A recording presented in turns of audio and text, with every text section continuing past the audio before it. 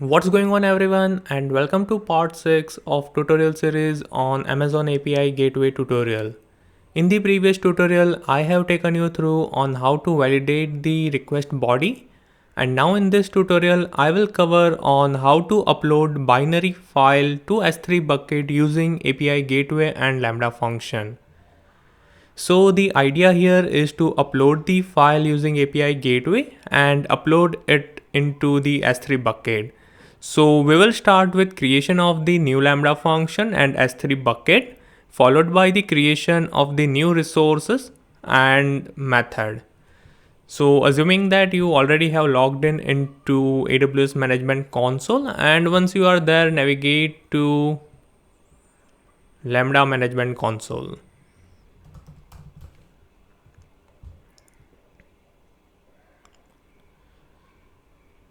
So once you are in Lambda Management Console, click on create function, and I will give function name as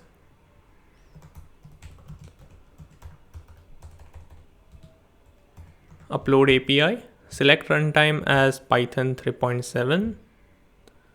Within permission, select use an existing role. And I am going to use the same IAM role that I have created in the part 1 of this tutorial series. So that should be Lambda API Gateway role. And then click on create function.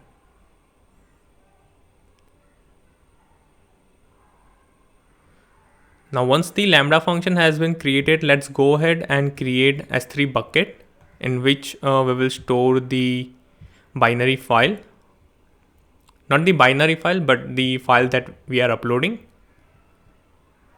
because we are going to decode that binary data within the Lambda function. So we are also going to write some code within the Lambda function.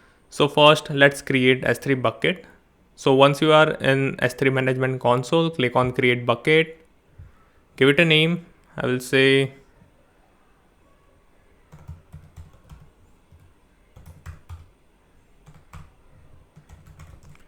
upload API tutorial and say create. Now the bucket has been created successfully. Now we will jump back to Lambda Management Console. And as I said that here we are going to decode the binary data that we will receive from API Gateway, right? So basically API Gateway will send base 64 encoded binary content to this Lambda function. Hence, we have to decode it first and then we can upload it to the S3 bucket. So for decoding, we are going to import one more library saying base 64. So import base 64. Now we will also require Boto3 because we want to upload that content or file to S3 bucket. So import Boto3. Now we will start with defining the S3 bucket object, that is Boto3 object. So saying S3 equal to Boto3.client followed by the service name, that is S3. Now we will receive the binary data of the file within event, right? So first of all, we have to fetch the binary content from event. So I will say get file content equal to event of content. So from where this content key is coming, I will come to that later. So within get file content, we will have the binary data of the file. And then we are going to decode that encoded binary content, right? So say decode underscore content equal to base 64 dot b64 decode. So this is the method which accept get file content or the binary data as the parameter, right? Now within decode content, we will have the actual data of the file. So for example, if we are passing txt file, then we will have the txt content of that file within decode underscore content. And now once we have the content, we are going to upload that to S3 bucket, right? So I will say S3 underscore upload equal to S3 dot put underscore object followed by the bucket name. So bucket equal to the bucket name that we have just created. So let me have a look. So that is upload API tutorial. So I'm going to copy and paste. So bucket name equal to upload API tutorial followed by the file name, that is key equal to, I will say content dot pdf for example, right? So I will try uploading the PDF file and it should be able to save the file with content.pdf as a file name, right? And then finally we are going to pass the body. So that is going to be the actual content. So body equal to decode underscore content, right? And now I am going to save this lambda function. Now we are all done with the lambda function. And one more thing, you have to make sure that lambda function have correct permission to write in the S3 bucket. So as you can see, it is allowed for S3 put object, right? So make sure that you have assigned the correct permission to this lambda function. Now once we are done with the lambda function, let's jump back to API management console or the API gateway. So API gateway, so API endpoint, and we are in the resources. So here, as I said, we are going to create a new resource. So click on actions, say create resource and give the resource name. I will say upload and then create resource. Now the upload resource has been created. Now within that resource, we have to create a method. So I will say create method, say post, and click on this tick mark, and the post method has been created. Now we have to bind the lambda function with this post method. So we are going to bind the lambda function that we have just created and configured, right? So that is upload API.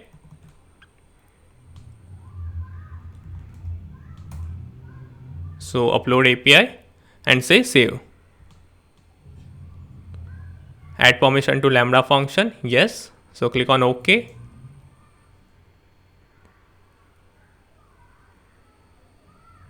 And we have successfully bind the lambda function with the post method of upload resource. Now we have to upload the binary data, right? So we have to make some configuration. So first of all, you need to click on integration request. Within integration request, scroll down, click on mapping templates, right? So by default, the first option is selected over here, but here we are going to select the second option. So what does it mean? So it says the request body will be passed through to the integration only when there are no mapping templates defined, right? So right now there is no mapping template defined, so it's going to directly pass on the request body to the lambda function. But if the template or the mapping template has been defined, then it's going to validate first here, and then it will pass on the request body to the lambda function, right? So here we are going to define a mapping template saying application slash PDF, right? And then click on this tick mark. Now if you scroll down, you will see this generate template window, right? So here you have to mention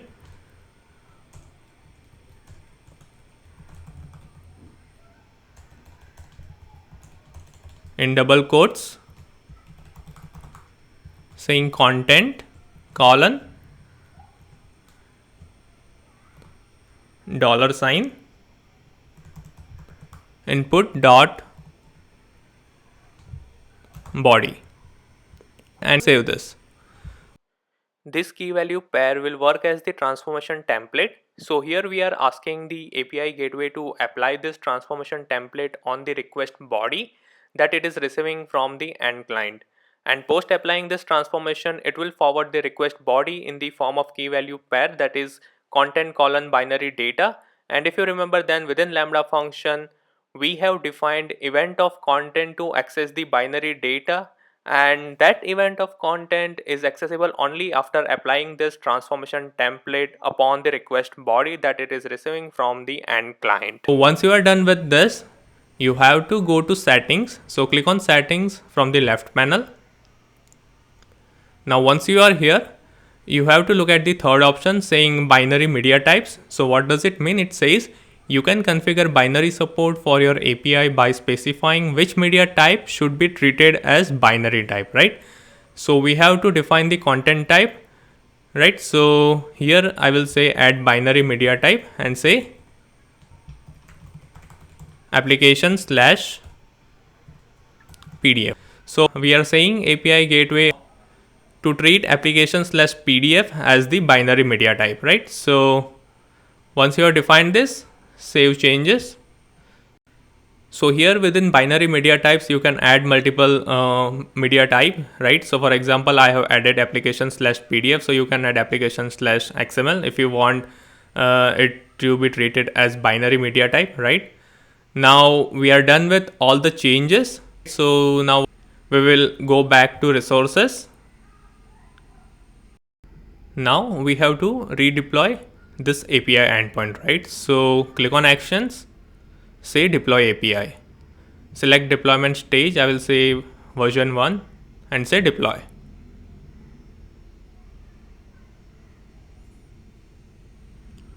Now once the API is deployed, we are good to test, right? So copy this invoke URL, go to Postman. I will create a new tab over here,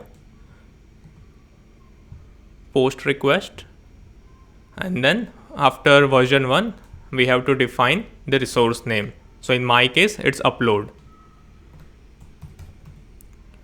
right? And then we have to define headers saying content type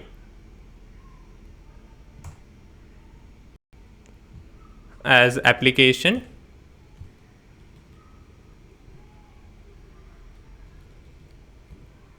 slash PDF, right? And then within body, we are going to select binary, right? Because we are going to upload a file, and here it gives us the option to upload a file. So click on choose file. Now here I have this cod.pdf file, so I'm going to upload this. So select this file and say send.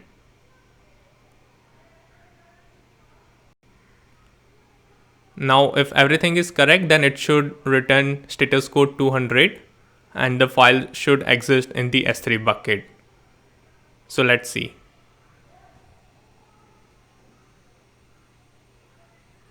So as you can see, it returns status code 200, right? So let's go ahead and have a look within the S3 bucket whether that file exists or not. So jump back to S3 management console, reload this,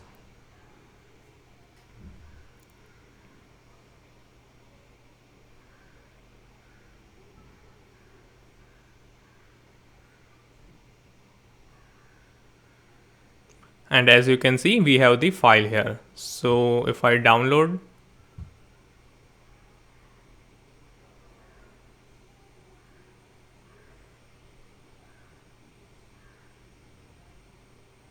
and open, so as you can see this was the file that I have just uploaded. So I will open that file too, just to verify, right? So So this is basically the banner of my gaming channel. So I have another channel saying Game Personified. If you want, you can find a link of that YouTube channel within video description. So that's it for now. So before I wrap up, one more thing. So since we have defined the header as content type application slash PDF, it doesn't mean that you cannot upload any other file format or any other file, or you can only upload .pdf, right? So you can upload .png, .txt, .csv, any file type, right? So it's not limited to just the PDF, just because we have defined content type as application slash PDF, right? So you can upload .png, .txt or any file type, right? So that's it for this tutorial. So this is how you can upload binary files and save it in S3 bucket using API gateway and lambda function. While in the upcoming tutorial, I will start API authorization, right? So till that time, if you want me to do tutorial on any use case or service, then please leave them below and I will try my best to come up with the tutorial as soon as possible. And if you have any queries or comments, then again please leave them below and don't forget to like and subscribe to my channel, and see you next time.